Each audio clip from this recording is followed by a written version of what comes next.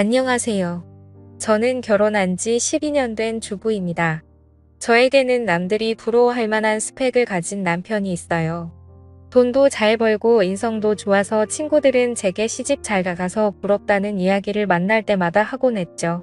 제 남편은 제가 봐도 정말 훌륭한 인성에 돈도 잘 벌고 저만 사랑해주는 만점짜리 신랑감입니다. 그런데 문제는 남편의 어머니예요. 남편과 결혼 후에 첫 6개월은 시어머니와 함께 살게 되었어요. 시어머니 집에서 얹혀 산 게 아니라 저희 신혼집에서 함께 살았습니다. 그렇다고 시어머니께서 집이 없는 것도 아니었죠. 시어머니는 강남에 60평이 넘는 고급 빌라에서 아버님과 함께 살고 계세요. 그런데 아버님만 그 집에 놔둔 채 저희 집에 들어와 살게 되신 거죠. 시어머니가 굳이 신혼집에 들어와 함께 사신 이유는 결혼 전점을 봤는데 그 점쟁이가 한 말 때문이었어요. 시어머니가 신혼집에 함께 살아야 애군도 맞고 4대 독자 집안의 대를 이을 수 있다고 했다네요. 시어머니 말씀에 의하면 저희 남편은 사주에 나무가 많은 사주라고 하더군요. 나무가 많으면 건강상으로는 위장이나 신경계 질환이 생길 수 있다고도 했고요. 그래서 시어머니 사주에 화가 있어서 남편의 나무 기운을 눌러주어서 지금까지 사건 사고 아픈 데 없이 잘 살았다고 하시더라고요. 저는 사주팔자나 미신을 믿는 편이 아니어서 제게는 허무 맹랑하게 들렸는데 저희 시어머니는 이런 것들을 철석같이 믿으세요. 그래서 결혼하자마자 시어머니께서 저희 신혼집에 들어오시겠다고 하신 거였죠. 전 처음에 어처구니가 없었지만 착한 남편이 저희를 설득하는 바람에 그래 아기 낳을 때까지만 참으면 되겠지 라고 가볍게 생각했어요. 하지만 그건 저만의 큰 착각이었죠. 그때는 이 선택이 저를 얼마나 힘들게 할지 전혀 상상도 못했네요. 시어머니는 모든 걸 사주와 미신에 접목해서 사사건건 참견을 하셨어요. 부부관계 할 때조차 저희 마음대로 할 수가 없었죠. 시어머니께서 두 눈 뜨고 지켜보고 있었으니까요. 부부관계는 무당이 점지해준 날짜와 시간에 맞춰서 해야 했어요. 심지어 자세까지 코치해 주시기까지 하니 다 부끄럽고 너무나 민망해 하루하루가 가시방석인 신혼생활이었습니다. 두어 번 시어머니가 시키는 대로 했지만 그 후로는 도저히 못하겠어서 이 핑계 저 핑계를 대며 잠자리를 갖지 않았네요. 집안의 부적은 기본이고 어느 날은 회사에 출근했는데 제 핸드백에서 부적이 나오기도 해서 남들이 볼까봐 얼른 깊숙이 넣어 숨긴 적도 있어요. 하지만 이 정도는 애교에 불과했습니다. 하루는 어머님이 제 앞에 허름한 속옷을 내밀었어요. 연호라 이거 아주 귀한 거다. 다 낡은 속옷이네요. 어머니 거예요. 이게 왜 내 거야? 내 거지. 내 저 그런 속옷 없는데요. 그거 아들을 셋이나 낳은 여자가 입었던 속옷인데 그거 입으면 아들 셋이나 낳는다더라.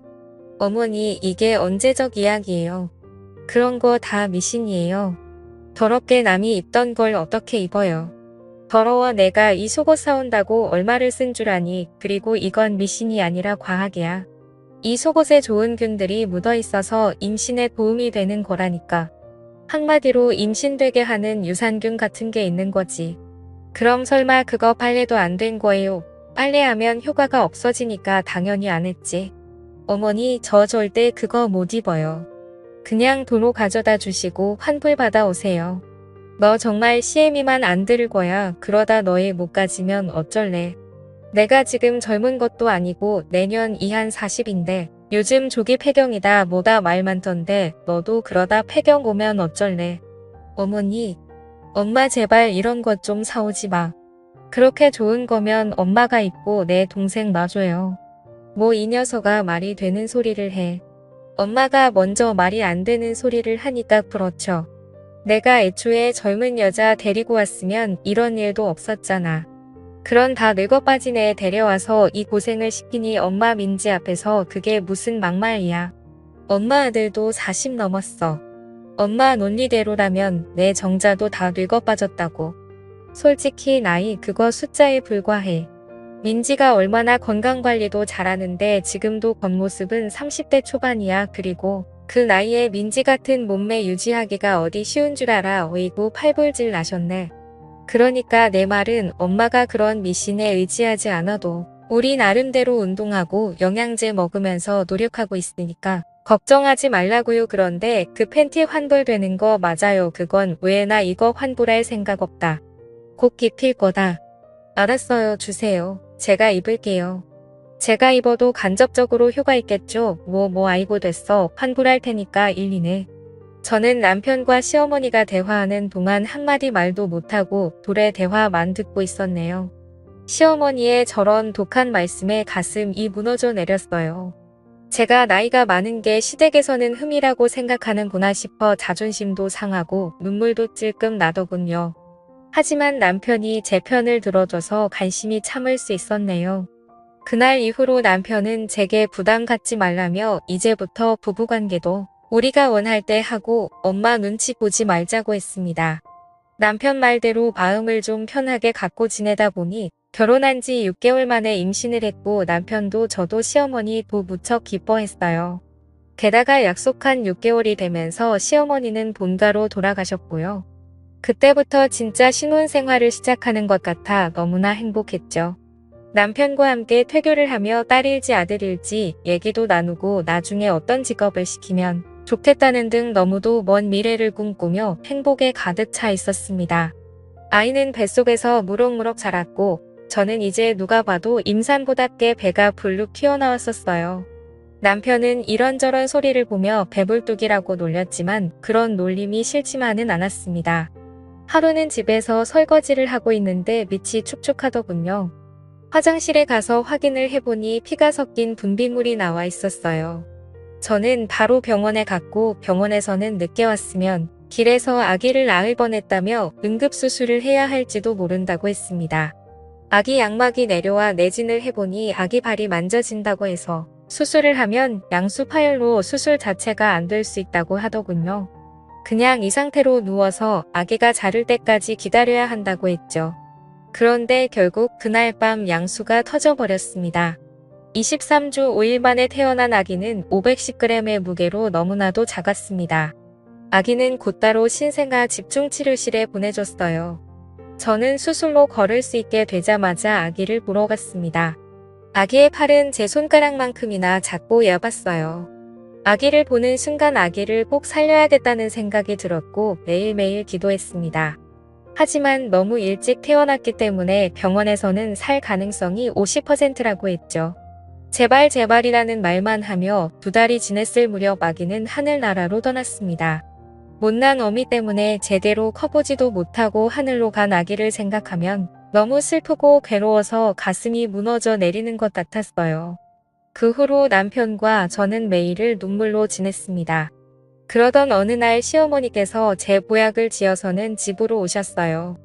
시어머니도 아기에 대한 기대가 무척 컸기에 많이 속상해하셨죠. 그런데 곧 명절을 앞두고 시어머니께서 살 명절에 본가에 오기 전에 작은 산 위에 밥이랑 국을 떠서 모시라고 신신당부를 하시더라고요. 어머님 밥이랑 국은 왜요? 집에 있는 신한테 애올려야 돼. 너희 집에 신이 안 좋다는구나. 저는 아이를 잃은 지 얼마 지나지도 않았는데 시어머니가 또 미신 얘기를 들먹이자 기분이 좋지 않았습니다. 그리고 왠지 떠난 아기 때문에 그러시는 것 같아 느끼지 않았어요. 결국 전 시어머니께 그건 안 하고 싶다고 말씀드렸죠. 그랬더니 시어머니는 버럭하시며 말씀하셨어요. 얘 넌 그게 뭐가 어렵다고 못하니? 어차피 밥 해먹는 김에 밥이랑 국만 떠서 올리라는데 작년에 너희 애기 죽은 것도 이 집 신 때문이라고 갑자기 엄성을 높이시며 말씀을 하시는데 저는 그 다음 어머니가 하신 말씀에 순간 제 귀를 의심했습니다. 어머니 어떻게 그런 말을 하실 수가 있어요. 우리 애기 떠난 지 얼마나 됐다고. 전 아직도 애기 태동이 느껴져서 하루하루가 힘든데 얘 나는 뭐 그러고 싶어서 그러니 융한 점쟁이가 그렇게 해야 애가 좋은 대로 떠난다는데 어쩌니 그럼. 전 그동안 어머님이 저한테 물어보지도 않고 온 집안에 부적을 붙이실 때도 아무 말 안 했고요. 저한테 한마디 상의 없이 구찬다고 사람들 불렀을 때도 싫은 소리 한 번 안 했어요. 그런데 어떻게 애기 문제를 신 때문이라고 얘기하시냐고요. 이날 저는 처음으로 시어머니께 되들었습니다. 남편도 그런 제 모습에 놀라 지켜만 보다가 남편도 언성을 높이더라고요. 엄마 제발 그만 좀 해. 이제 그만 집에 가세요. 라며 어머니를 집 밖으로 내보냈습니다. 남편은 절 위로해주며 마음 쓰지 말라고 했지만 아기가 살기만을 바라던 그때가 떠올라 가슴이 너무 아파 그 자리에 주저앉아 엉엉 울었네요. 결국 남편과 둘이서만 설명제를 보내고 시어머니께 연락을 하지 않았어요. 어머님도 그런 죄가 심했는지 저에게 연락을 하지 않으셨죠. 그로부터 3개월 후 시어머니께 전화가 왔습니다. 냉전 후 처음으로 걸려온 전화였어요. 시어머니는 제게 그동안 잘 지냈냐면 물었고 저와 시어머니는 의미 없는 인사를 주고받았습니다. 저도 시어머니께 잘 지내셨냐고 여쭙는데 시어머니는 그 말을 기다렸다는 듯이 난 잘못 지냈다 하시더라고요. 저는 시어머니가 전화로 절 나무라 시려나 보다 했습니다. 그런데 전화가 끊어졌나 싶을 정도로 뜸을 들이시더라고요. 나 유방암이다. 이제 얼마 못 살 것 같구나. 지난주에 병원에서 정기검진 받은 거 결과 듣고 왔어. 그런데 내가 암이라는구나. 어머니 그동안 마음고생이 얼마나 심하셨어요. 어머니 잘 치료받으시면 금방 나으실 거예요. 제가 잘 돌봐드릴 테니 너무 걱정하지 마세요. 그런데 몇 기 암이신 거예요? 유방암 2기라는데 수술해봐야 안다는구나. 수술 예약은 하셨어요? 내가 잘 아는 무당이 있는데 그 무당이 치료할 수 있다는구나. 네, 뭐라고요, 어머님? 암 치료를 왜 무당이 해요? 의사가 해야죠. 아주 흉한 무당이라서 말기암인 사람들도 많이 찾아오는 그런 무당이래. 어머님, 제 남편도 알아요. 어머니 암 치료 무당한테 받는다는 거. 저는 시어머니와 전화를 끊고 남편에게 전화를 걸어 시어머니와 통화한 이야기를 모두 들려주었습니다. 시어머니가 무당한테 암 치료를 받으려 한다는 말을 들은 신랑도 노인네가 암이 아니라 치매에 걸린 거라고 하며 펄쩍 뛰었어요. 시어머니는 병원은 안 가고 신당을 찾아다니며 수백 수천만 원을 쓰고 다니셨습니다. 워낙 평생 펑펑 써도 남을 만큼 돈이 많으신 시어머니셨기에 돈은 그리 큰 문제가 되지 않았어요. 하지만 하루하루 시어머니의 생명을 좀먹는 암을 빨리 치료해야겠기에 두고 볼 수만은 없었죠.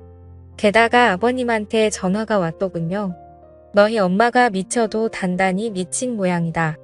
웬 젊은 여자를 만났는데 그 여자한테 홀딱 빠져서 그 젊은 여자 무당한테 암치료를 받고 있다는구나. 지금 너희 엄마 또 그 여자 만나러 나갔으니까 한번 따라가 봐. 나는 회사에 일이 생겨서 도저히 시간 낼 수가 없어. 부탁하마 아들아. 그러면서 주소를 하나 찍어주셨어요. 그 주소지를 향해 가보니 주차장에 시어머니의 차가 세워져 있더군요. 그리고 그 건물에서 시어머니를 찾을 수가 있었습니다. 그리고 곧이어 남편과 저는 시어머니께서 병원을 찾지 않으시는 이유를 알 수 있었어요. 그 이유를 알고 전 경악할 수밖에 없었죠. 시어머니가 누워있는 곳은 간판도 없는 이상한 건물의 한 침대 위였어요. 시어머니는 침샘이 누워 마사지를 받고 계셨습니다. 저와 남편은 시어머니가 마사지를 받으러 오신 거였구나 생각하며 집으로 돌아가려고 했어요. 아무래도 시아버지가 뭘 잘못하셨나 보다 생각하며 나가려고 했죠.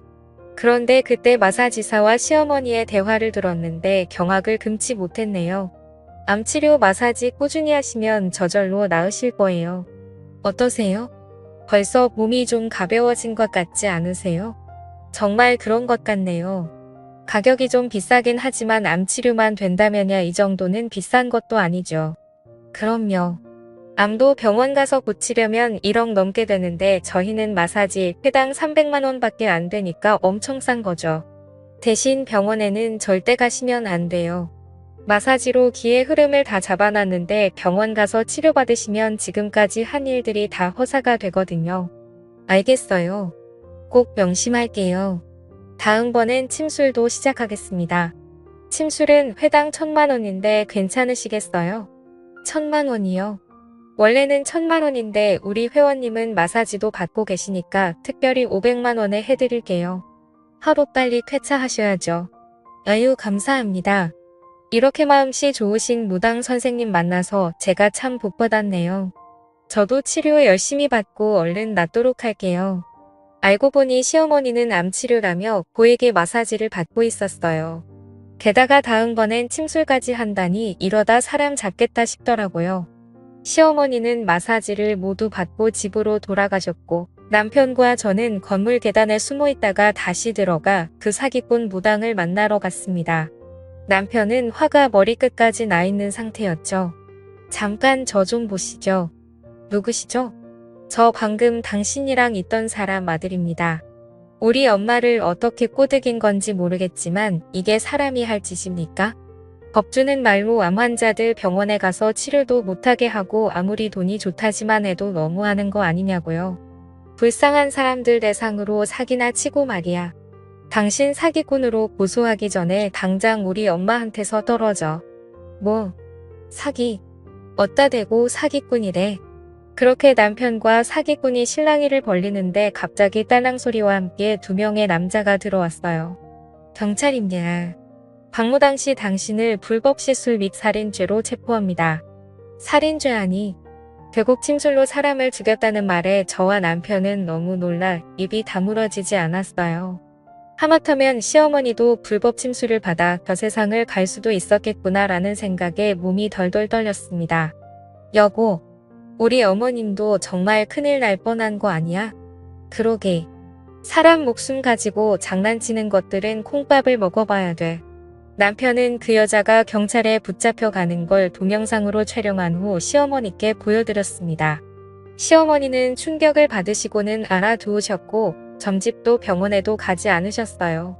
다음날 저와 남편은 작당보이를 해서 어떻게든 어머님을 병원에 모시고 가기 위해 작전을 짰습니다. 연기자분을 고용해서 무당인 척 속이고 시어머님 집으로 찾아갔습니다.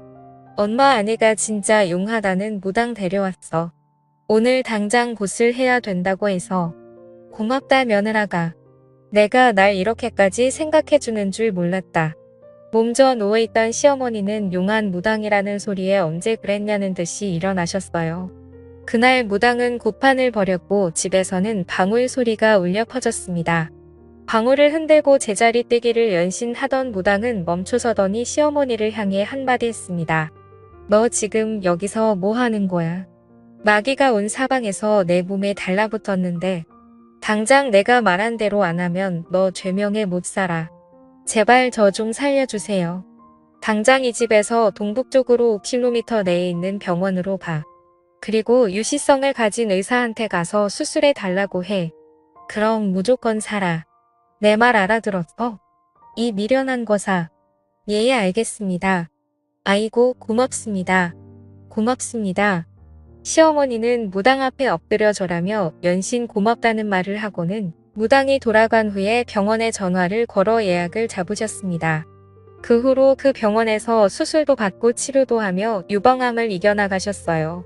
저는 시어머니 댁에 매일 들러 항암에 좋은 반찬들과 식사를 준비하고 저녁이면 신혼집으로 돌아오곤 했네요. 그러던 어느 날 시댁에서 상을 차리고 있는데 전화가 한 통 걸려왔습니다. 시어머니가 전화를 받으시더니 연신 아이고 신령님 감사합니다. 라는 말을 반복하시더라고요. 그러더니 전화를 끊었습니다.